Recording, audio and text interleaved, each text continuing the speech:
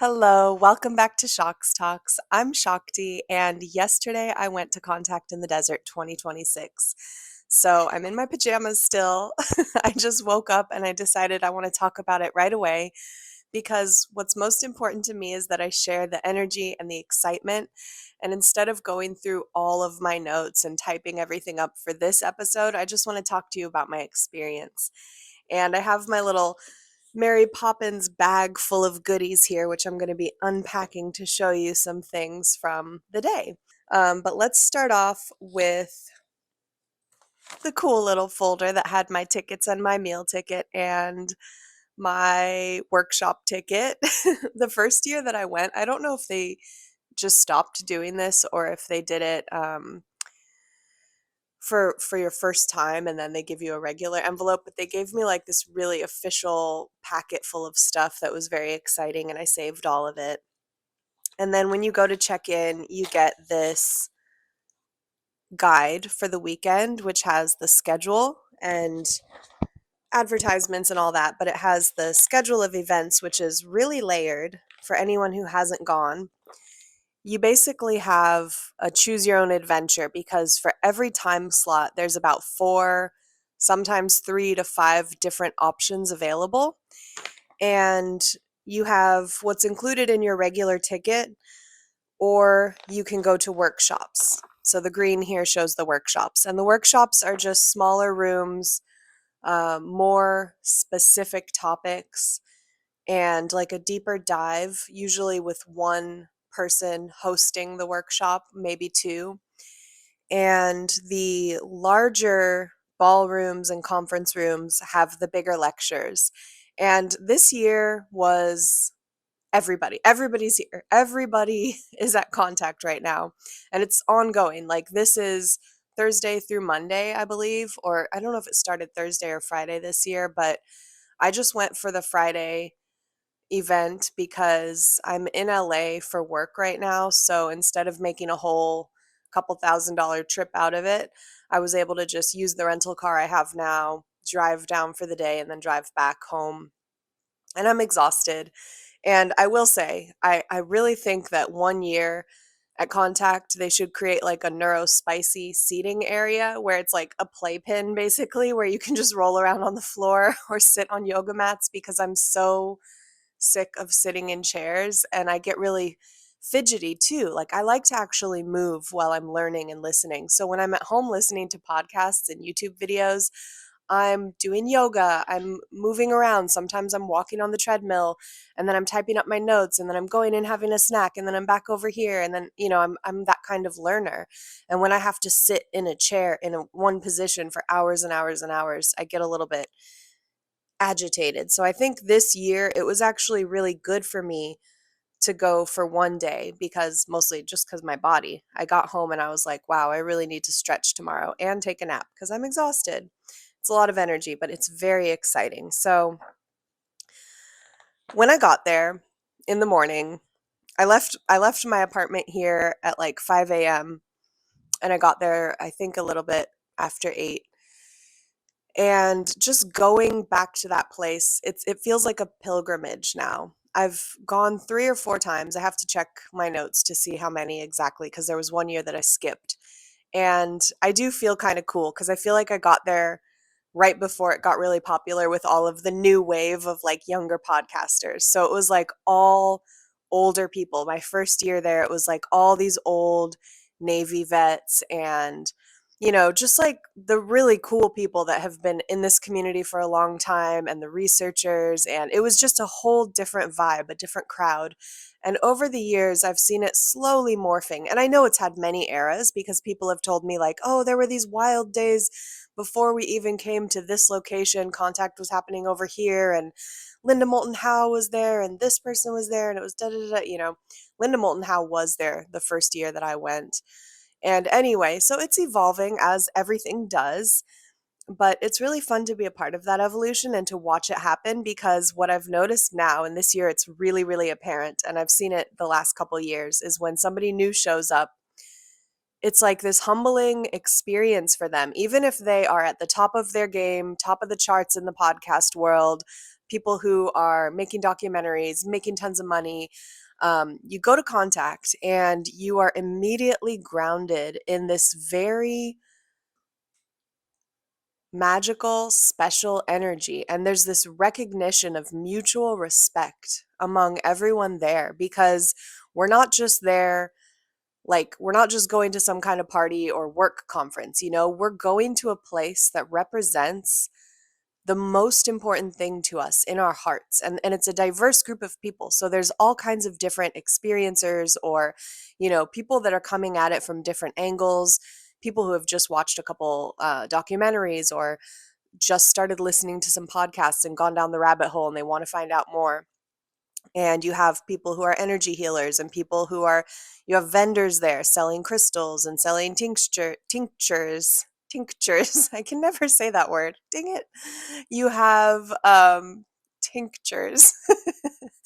I want to say tinctures, like with a X kind of, but that's not a word, is it? I don't think so. Anyway, um, you have people who are selling their books, and then you have all the speakers, but the speakers are not just on stage, they're mingling around, and that is literally the most fun and exciting part of Contact. And I learned this my first year there, and I used to always bring my dog Jet with me, so this was the first year he wasn't with me, so I did feel that emotional tugging at my heartstrings not having him there, but I felt his little spirit with me the whole time, and I just kind of it brought back all of those fun memories that we had together being there, meeting Chris Bledsoe in the elevator because him and his wife were just standing there and they missed their dogs. And so they were petting my dog and talking to my dog, and we got into a great conversation. And then I ended up taking some pictures with him, and she was showing me her kids' different TikTok accounts and telling me to follow them before they all blew up, like, oh, make sure you follow Emily and da da da. So it was just really cute and casual. You just feel like you're meeting friends, people who are a part of your world. And then you're also having your fangirl moments if you're me and you're seeing your UFO celebrity crushes and like all the cool people that are just like fun nerds who actually love what you love and do what you do. And so I was just enjoying that. And then you're also seeing these incredible whistleblowers and actual experiencers, and it's so fun, the stories that you pick up. I always buy a ticket to one of the buffet lunches because that's kind of, I like to just flow. I don't like to seek anyone out or make any kind of plan like I'm going to meet this person or I'm going to take a picture with that person. I've never had that plan. I just let it flow. And whoever I see, we either do or we don't connect because it's like this kind of synchronistic experience. So you're just waiting for the energy to open up and show you what needs to happen. So doing that kind of thing, I've met some really interesting people over the years. There was one year where I met Chris Bledsoe, like I said. I met Jordan Crowder, which was just interesting because that was before he kind of blew up. He had just been doing stuff on TikTok and I recognized him. And then later he ended up, commenting at the Psy Games, and now he has a whole YouTube channel and he's doing a lot with the Monroe Institute, it seems like. Um, I got to talk to Richard Dolan at his table and Tracy Garbett Dolan one year, which was really incredible because they're two of my heroes and I love them so much, as you know, because I talk about them all the time on this channel. I got to meet Whitley Strieber. We talked about the goddess Kali, and it was just like in a hallway after an experiencer group. And this year, interestingly, I got to chat with Jeff Nusatelli, and he introduced me to a friend of his who he was there with. His name is Scott Gearin, and Scott apparently is some kind of Air Force legend. And it was just so fun sitting outside, sipping on an old fashioned, shooting the shit with Jeff Nusatelli and Scott. And basically, just really getting into the details of Jeff's experiences. The fact that something I learned that was new to me was that he had been filing all these reports on the Vandenberg Air Force Base for all the other people that were seeing the UFOs, and these were his good friends. So this isn't like random people that he's working with, but like people he's very, very close to this day.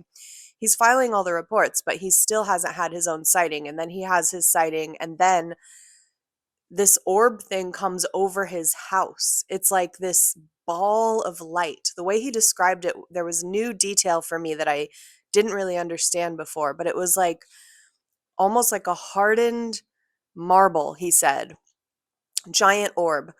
And it was a white light kind of swirling, I think, inside. And it was really bright, but it wasn't casting light on anything around it.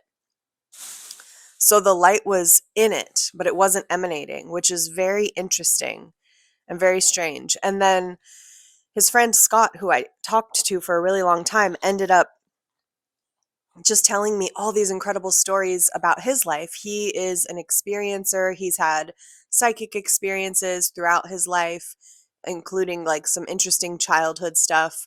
We talked a lot about our childhoods and like manifesting and just magical things that happened to us when we were kids. And he had a 3 hour broad daylight sighting off the balcony of his apartment. And he wrote this book about it, which I'm going to read and cover on Shocks Talks. And he self published. It's called Hiding in Plain Sight. And it's full of these photographs. He was videoing this object for 3 hours in broad daylight. And he got he got the photos from the video, and basically the whole book is just going through these different pictures. The reason there's so many pictures is because the object was changing and morphing and moving, and it was kind of presenting like the way he described it. And again, it's hard to analyze these images if you're not an expert at analyzing. So we can look at these all day, and some people are going to have a lot of information based on their background and their knowledge of other images, and they'll be able to really understand it. And for someone like me, I can kind of get something out of it, but it's also like very mysterious. It's hard to tell what's going on. But when you're the person who saw it, you saw something much more clear. It's the way that we take photos of the moon and it always looks like a little smudge. But when you're out there, you're like, it looks huge. It's filling up the whole sky. So he was the person that saw it and he was describing it to me. So what I gathered from him is that it was like a creature. It was like one of those biological plasmoidal things. And it was shifting and shape shifting and changing and spinning around and moving in different anomalous ways. And he is, again, legend, Air Force legend. So he knows how to see things in the sky. That's part of his job. And as soon as he saw it, he was like, that's something weird. And then after he watched it for a while, that's when he went and grabbed a really good camera and was able to get footage. So he was giving us a talk at some point this weekend, but I'd never heard about him before. So this is a new hot tip that I have now. And, he was so generous with his time and energy, just sharing with me. And he was really eager to share his story. So I think we'll be hearing more from him, is what I anticipate. And listen to what he wrote. I asked him if he would sign it for me because we were sitting right there and I had a Sharpie. And I gave him a Shocks Talk sticker and he told me he's going to put it on his laptop, which is really, really cool. And I gave Jeff one too because Jeff actually commented on a Shocks Talks once and said, thank you for this coverage of the UAP hearing. So that was really special. Anyway, Scott says, Shakti, loved meeting you. Get your childhood magic back. All the best to you. Very respectfully, Scott Gearin. It actually says respectively, I think. Very respectively. But I don't know if he meant respectfully or respectively. Anyway. Very, very cool. Very interesting person. The first thing that I went to on Friday morning was something that I've been very excited about, which is PK, psychokinesis. So I went to the 9 a.m. workshop with Alex Steffen, and guess who was co-hosting? Dahlia Burgoyne. And guess what we did? We bent spoons, magnetized metal, and stuck pennies to the wall. Now, if you know Shocks Talks, you know that I've been experimenting with psi. Part of my anomalous studies is trying to dial in these practical applications of what we're learning here. And part of that is increasing my own human capabilities. And it's a very interesting journey because you really got to get over yourself. You got to get over your ego. You have to be so playful and imaginative. You have to really let go of this fear of being wrong or the fear of being thought of as stupid or crazy or get debunked and this, that, and the other. It's not about that. It's this internal journey of learning where you're actually trying to push past limiting beliefs in order to have more anomalous experiences. And it's kind of a little give and take. It takes some cooperation. But to set it up, I had learned about the spoon bending before. Obviously, we've all heard about it. We've all seen The Matrix, but there's different kinds of spoon bending, you know? So the version in The Matrix where you just hold a spoon and it falls over is probably very rare. I do believe that there are definitely humans that have that level of capability based on stories that I've heard. Not that it matters if someone can make a spoon fall over or not, but where it becomes interesting is like that Chinese doctor that they talked about on the telepathy tapes who can extract teeth without any medication by just using a mantra to release to to release the nerve, and then the tooth just comes out. He just pulls it out with his hands and there's no pain. That's interesting, right? That's mind over matter in a different kind of way, and he's doing that to other people, not just himself. I grew up with stories of monks and sages and saints and yogis doing all kinds of weird stuff when I was a kid, so I already had this idea that humans have been pushing themselves, beyond what's normal for all throughout time, but with psychokinesis, it's been one of the hardest size skills for me to master because I am still a little bit rooted in my materialist analytical mindset, my Western mindset, and modern day mindset. And so you have to kind of peel back some layers and kind of open up your imagination to, like, okay, people have been doing this stuff forever. Martial arts is a really good starting point because with martial arts, it's easy for all of us to accept the fact that people can do really interesting things with their bodies when they apply themselves and they practice over time. So, with martial arts, you can break a board because you are focusing your energy, you believe that you can do it, and you've practiced. So, you're physically capable, and then you break that board. But everybody who does it knows that it's really more of a mental thing at that point than it is physical. And the same is true with the spoon bending. So, check it out. Here's my little spoon, and I bent it into a little loop. So you're not even just bending it over. And now listen, I work with all kinds of metal fabricators and I was a sculptor for 6 years. So I'm really strong and I know what my hands can do. So this isn't hard for me. I tried it at home once before just to see what the hype was all about. And I was like, oh, you can just bend a spoon with your hands. That's not that hard. So for some people, it's just going to be easy to bend a spoon with your hands. But for other people, it's kind of like this meditative awakening moment because for them, they've never thought that that was possible. They've never thought that that was something that they could do. And so when they do it, it blows their mind. And the interesting thing is, there were a lot of people in the room who couldn't even do it, you know? And and the goal is once you start doing this type of thing, you want to do it with less and less physical force and more energy.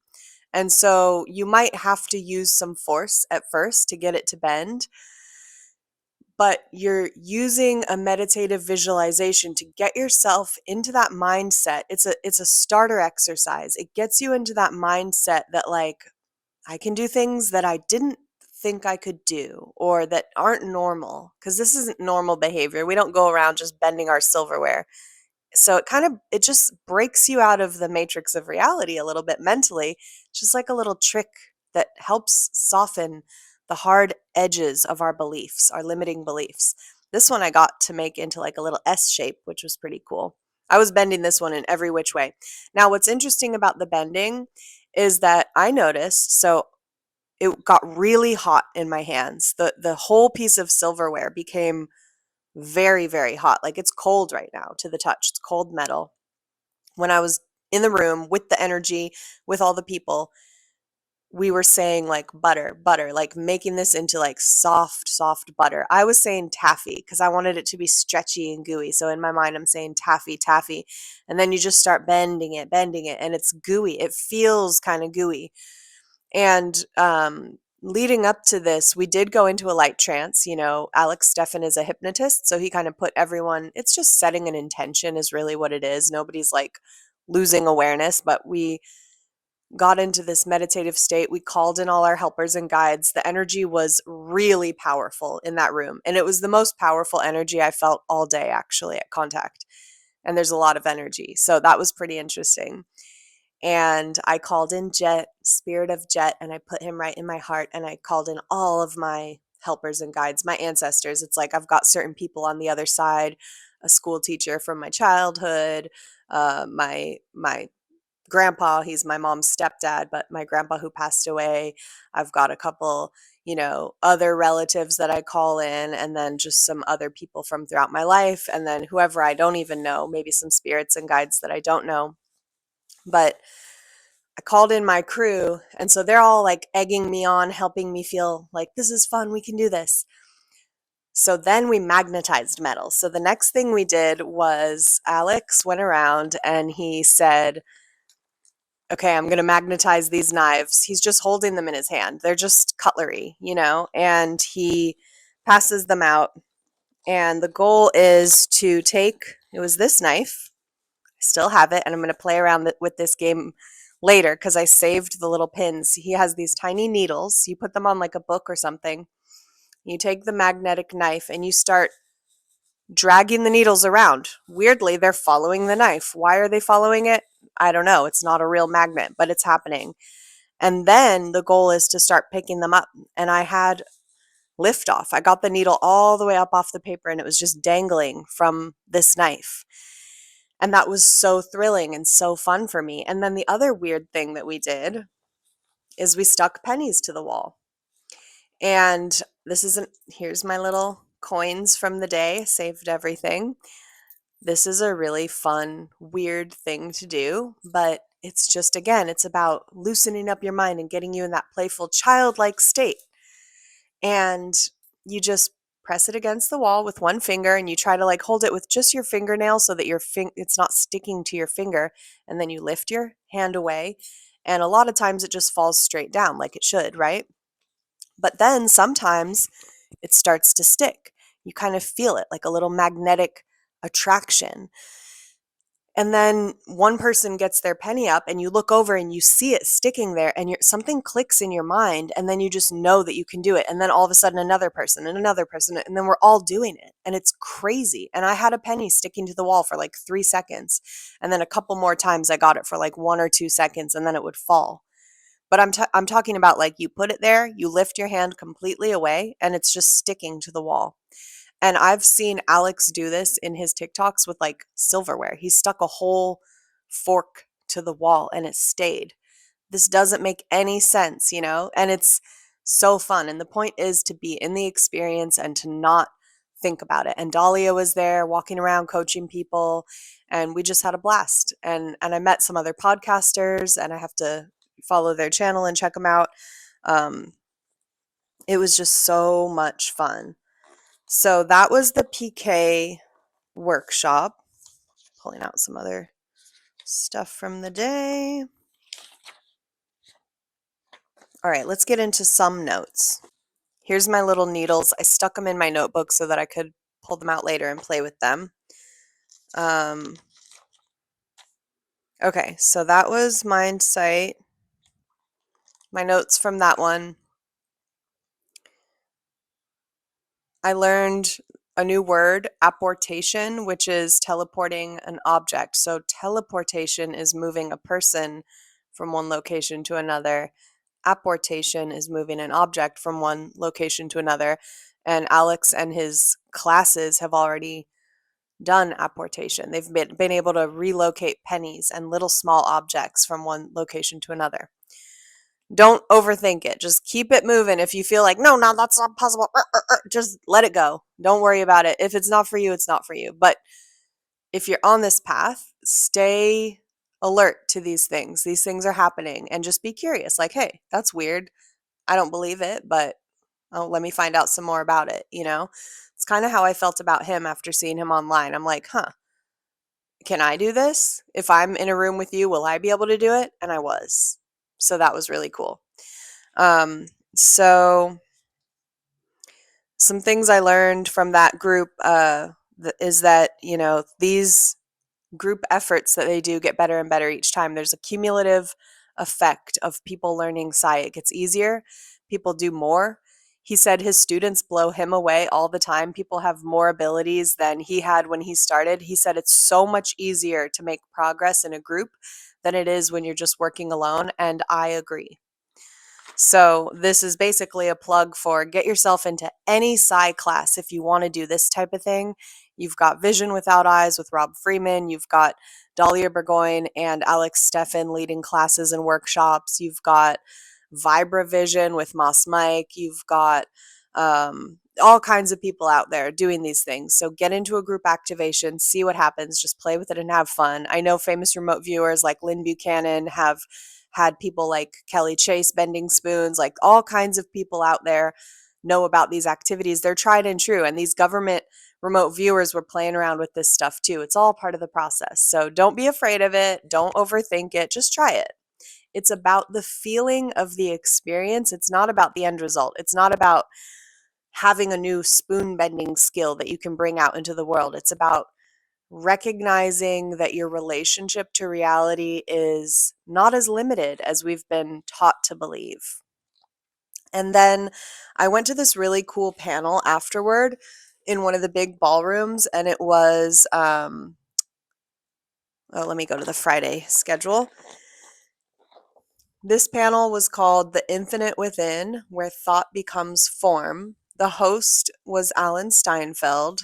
Chris Ramsey was on it. Dr. Julia Mossbridge, Michael Phillip from Third Eye Drops, Susan Manowich, who is new to me, and Jason Quitt, who I've seen at past Contact in the Deserts, and then David Dominguez Hooper, a new person on my radar, very interesting guy, very cool mission. He's in tech, so he is working on these devices that help to gather data on anomalous sightings and events and UFO sightings. And so we got to look into him more. But I really liked the way he spoke. I really liked his ethos. And I'm curious about his work. His company is called Eldeon, Eldeaeon or something like that. Aldeon is what it sounded like, but it had an E at the beginning. So this panel was basically, they all talked a lot about the nature of reality. And I might go into these notes more later, but again, today we're just covering the vibes, basically. What I will say is Dr. Julia Mossbridge is feisty and I like it. She's a total feminist, I would say. And I feel like with her, she is often trying to advocate for the feminine presence in science and in parapsychology. And I feel like that's part of her aura. So I was picking up on that from her. The next speaker that I saw was Alexis Brooks, who I love. And again, bringing another woman perspective into the mix. There have always been people of all genders, of all walks of life, from different countries, people who speak different languages in the UFO research world. But I want to see all of that diversity represented on those stages. So I think I'm excited for future Contact in the Desert years where we can continue to see more and more. And one thing I learned from Alexis Brooks that I never had known before is that she's friends with Billy Carson and that he is a UFO, well, not a UFO, but a contact experiencer. He has experienced gray aliens and they were right in his living room or something, like somewhere in a room of his house. They came 2 inches from his face. And he said that it was like his brain was just vibrating. And when they turned and left, he said, and a lot of people talk about this, how they almost float away, but he said it was like they were dangling. And that's the way that they moved. And when he talked about that, he got really choked up because it's so weird and scary when you see something like that, that you feel it almost makes you want to throw up because it's so out of the norm. And that was a very powerful little nugget and an interesting thing to hear in her talk. And So this was a lot. Her talk had a lot to do with what she has coined as STO, sudden telepathic onset after contact. So she's talking about people who have had experiences and then all of a sudden they're having these telepathic experiences where like they're in the grocery store and they can hear what people are thinking and they look over and it like matches someone. I literally had this experience in a grocery store, not kidding. It was in a Sprouts. Out of the blue one day, I heard exactly what someone was thinking in his voice. It was like I'd never known this person, so I don't know what his voice was, but I heard him say something about the lettuce or whatever. And then I like turned my head and he was over there arranging the lettuce. And it was just like, whoa. Like I literally heard it was a mundane thought, like a regular thought that someone would think while they're restocking. It was nothing amazing, but it was like I heard it as a voice in my head. That was very weird. So I love hearing these stories that kind of help to validate things I've been through in my own life. And I think that's what happens to everyone when you start listening to channels like this or other YouTubers or podcasters. It's all about finding a connection back to truth because the way that our clever minds and egos work is they bury things and they push things away. And if you're an experiencer, there's also layers of um, hiding those experiences that are placed upon you, whatever it is, screen memories or um, traumas that kind of break down the clarity of memories, or there's all kinds of different things that can happen, or just the egoic mind overriding anomalous things because it's like there's no place for that in my life, so I'm not allowing that to exist, so therefore I forget it. And we forget mundane things all the time too. I had a memory pop back into my mind the other day about a sculpture I made as a kid of a horse that I really wanted. I wanted a horse and I couldn't have one, so I built one out of a 5-gallon plastic bucket, made the torso, and then my dad helped me nail some 2x4s to a piece of wood to make the legs, and then I covered it in chicken wire. We made like a neck and a head. I paper mache'd the whole thing, painted the whole thing. It was a red horse with a white blaze. And when I was able to go and like work at a local stable a couple years later, my horse was a red horse with a white blaze. And then my love of horses grew even more and more. And then I actually manifested us getting some horses. And this was a conversation I was having with Scott Gearin because when he was a kid, he manifested winning a contest that won him a pony. And so we were connecting over that, which is why he was telling me in his signature in his book, Bring Back Your Childhood Magic. So I feel inspired. That does feel really important to me. And I think it is like time to think about that magic and that freedom that I just believed things and I imagined things and expected things that were wonderful, and I think we can all still do that now. Another really good lecture that I went to was Sarah Gam, and she's a very interesting character because she has worked for the UAP task force analyzing videos. She works for the government. She still has her what she calls big girl job, but she's also a medium. She's also a Reiki healer. She's also an intuitive type of psychic. She is very neurodivergent in the way that she presents and speaks. You can tell that she's kind of like a free spirit. She has a very childlike wonder and sweetness and just freedom of being that's very magnetic, I would say, because it's just she's comfortable in herself and she feels very pure and innocent in her energy field. And she's also highly intelligent and is doing this really serious job where she's like helping to transport people into the war zone, into what's going on right now in Iran. So people were asking her questions about how you bridge those two worlds. How do you live in those two realities simultaneously? And she talked about that a little bit and how it is a challenge. But I was inspired by that because I've been getting these messages from the universe. Some people I meet tell me, like, oh, yeah, I just started off as a podcaster and now it's my full time job. And I hear that and I'm like, ooh, that's kind of cool. I wonder if I could go down that path. I wonder if I would like that kind of life. Or would it ruin it for me? If I made this into a job, would it suck the magic out? Would it take away my ability to just be myself and be free and follow my interests? Would I start catering to an audience? Would I have to run a business and make money? And all of that is totally fine, but would I want to do that? I don't know. And I have a big girl job already. I have a six-figure paycheck. I'm making good money. I'm handling myself, and sometimes I want to be free from all of that, just like we all do, because I want to get out of corporate. I don't want to have to work at a computer. Even though I'm in the coolest job in the world, on one hand, I'm still dealing with the same stressors that a lot of people are, and a lot of pressure and a demanding schedule and all of that. And so, and I work in arts and entertainment, so I'm in a creative job, but it's still a job that takes me out of the flow state. When I was an artist for the company and I was sculpting for 6 years, I was in the flow state almost all day, every day.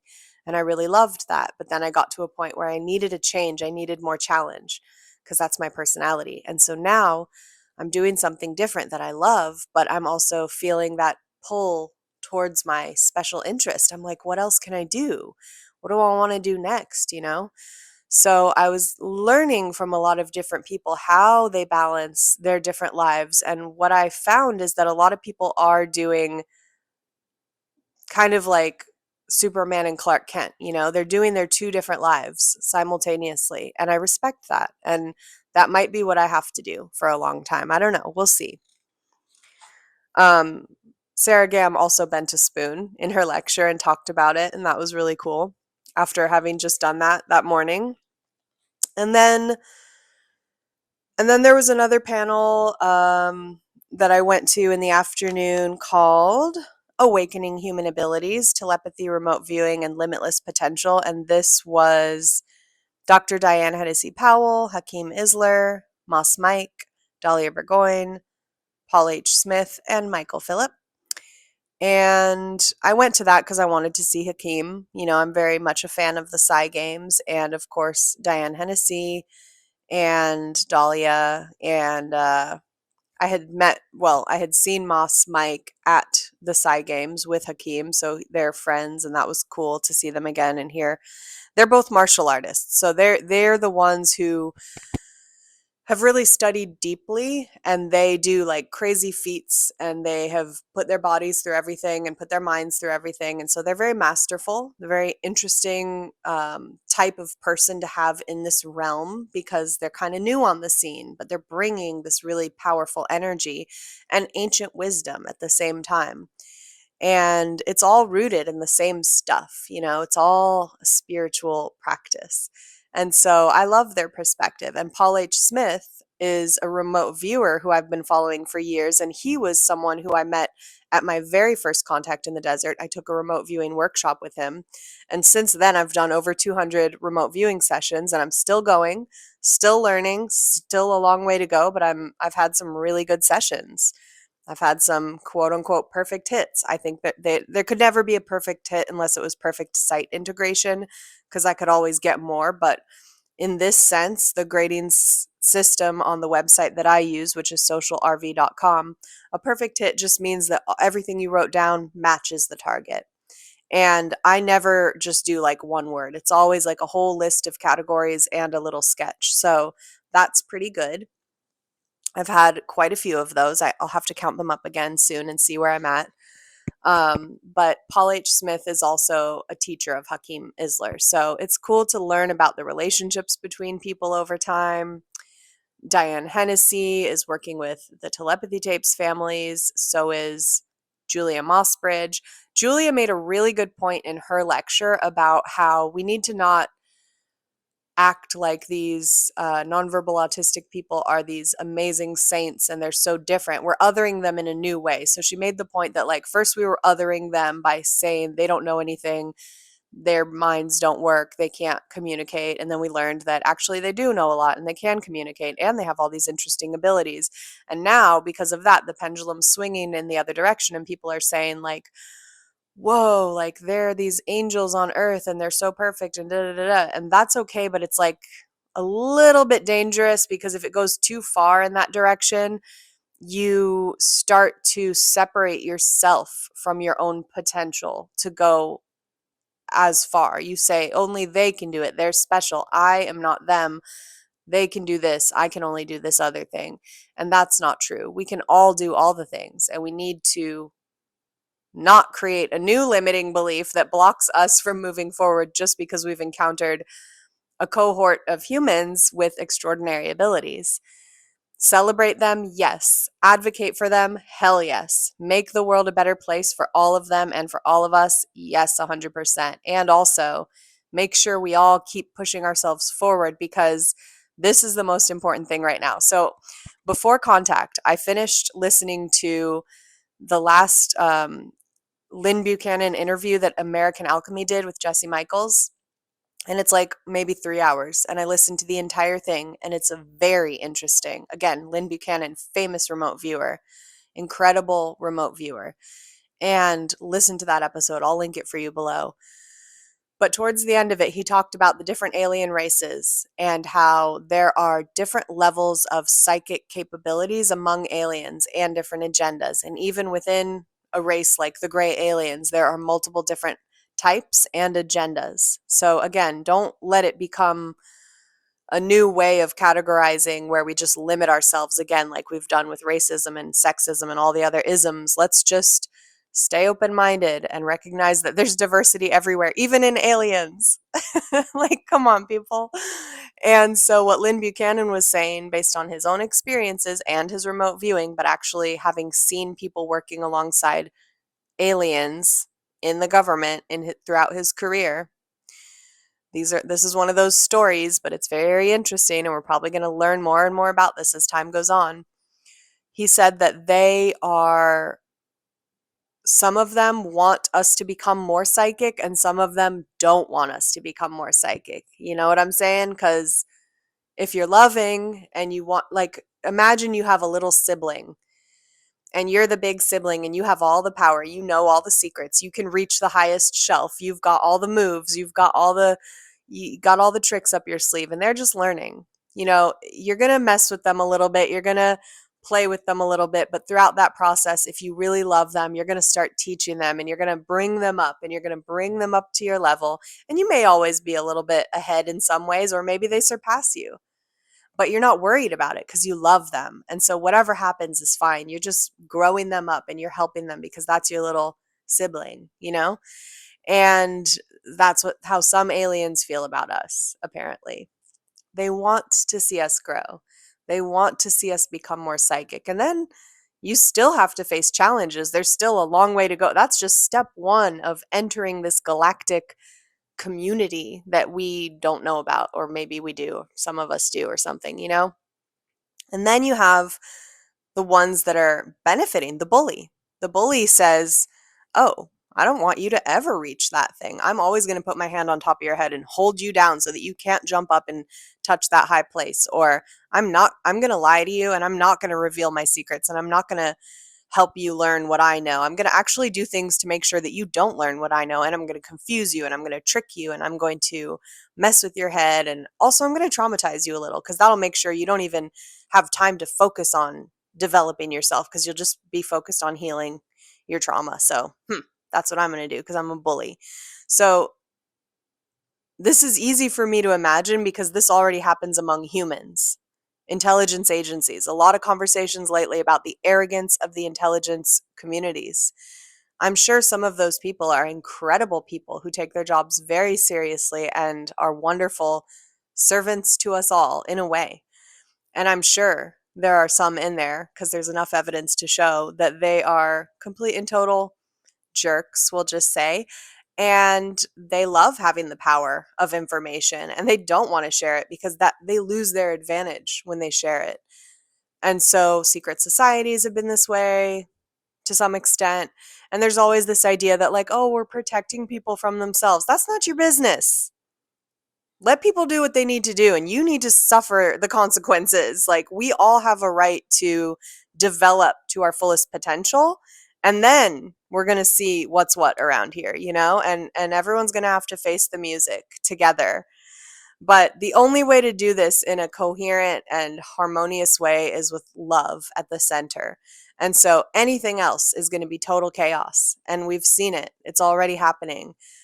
I think it's very interesting that some people tell this story about these alien agendas because as disclosure continues to ramp up, we're going to eventually reach that point where that's part of the mainstream conversation. And then people are going to have to decide, are we going to put all our energy into focusing on the enemy aliens and fighting them? Or are we going to focus on the ones that want to help us and work on developing ourselves? I'm already working on developing myself and listening to those non-physical helpers that are always around sending messages, whether they be angels, aliens, ancestors, guides, the larger consciousness system itself, just sending little messages. It doesn't really matter what's the quality of the message, how is it impacting my life, and what can I do with the information. That's what matters. And then once I start applying the information and developing myself, new challenges arise, new questions arise, and new realities start to open up. So I think we're in a really interesting moment right now. And I do believe that one of the most important things that we humans can do is to develop ourselves psychically. And I know other people are going to disagree and say we need to focus on clean water, we need to focus on the environment, we need to focus on this, that, da da da da. Let me tell you why I think this will help all of that. If you become psychic, with love in your heart, not with malice, because it's not going to work. It's like the whole Jedi thing. If you become psychic with love in your heart, your empathy goes way, way up. It's real. You know why people are the way they are. You feel what they feel. And as that happens, you see the bigger picture and you understand that, oh my God, I can help. I can do something to make this world a better place. But I can only do what's in my realm of decision space. What choices are in front of me. And if I take the time to make every choice in alignment with love, those new decision spaces are going to open up and the choices are going to change. And that's how you flow your way through reality. It's like a little, again, choose your own adventure game. And you'll find your way into a position of helping. But you can't just do it with your mind like, well, I'm going to start this coalition and make this happen. It's not going to stick. It's not going to work until people have a change of heart. There's so much we can do structurally from the outside in, but that's the old way. It's not working.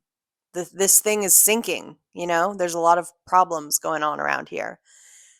It has to happen from within and it has to happen on an individual level. So it's like step one is just mind my own business. What do I need to do? What do I need to heal inside of myself? How can I become better? How can I become more loving? And we're not going to be perfect, and that's also fine. We're not here to be perfect. We're just here to be ourselves, have an experience, and just be growing and evolving as we go. And as we continue to grow and evolve, we'll find our ways. We'll find what we can do to help the whole situation. And that's, at least that's my best guess at what makes sense. Of course, everyone's going to do what they want, and I support you doing whatever you want because you know what you need to do. But I like to think of life in this way.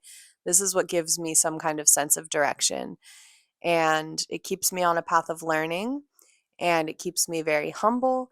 And, it also allows me to have a personality. Like, I grew up in a religious community that was truth is one, paths are many, where people were trying to completely destroy their egos and become yogis and saints and be so perfect and above it all. That's not going to work either. There is no such thing. Like, we just have to be ourselves and see what we can do. And I believe, like, going back to my childhood magic and what Scott was sharing with me, there is goodness in all of us. There's magic in all of us. And life can be fun, even in the craziest times. And I think it's important that we stay grounded in that energy. So, like, even I'm thinking about Chris Ramsey because he said something about his out of body experiences in the panel that he was talking on. And he said once he had the experience, he kind of realized, like, okay, well, now I know I can leave my body and it's real and it happened, but that's not what my life is about. I came here to be me. I'm embodied in this life. I'm here to live a life. If I'm going to go there when this life is done, why do I need to be there now? And I just, that really made me love him even more. I'm already a huge fan, but I was like, that is so wise because we spiritual thinkers tend to drift right up and out and be like, I need to do all these things and be so amazing. But the truth is, we're here to have a life, a human life. It's messy, it's stinky, it's delicious, it's rough, it's brutal sometimes, but we came here for a reason. So let's do it, Let's do it. Let's live it up. I really like that. Okay. Love you guys. Thanks for listening. I'll share more notes soon, and I think my next episode will cover this Scott book and maybe some other stuff. I'm still working on the Nancy Trivolato book, and leave me some comments. Let me know your thoughts, and I'll see you next time on Shocks Talks.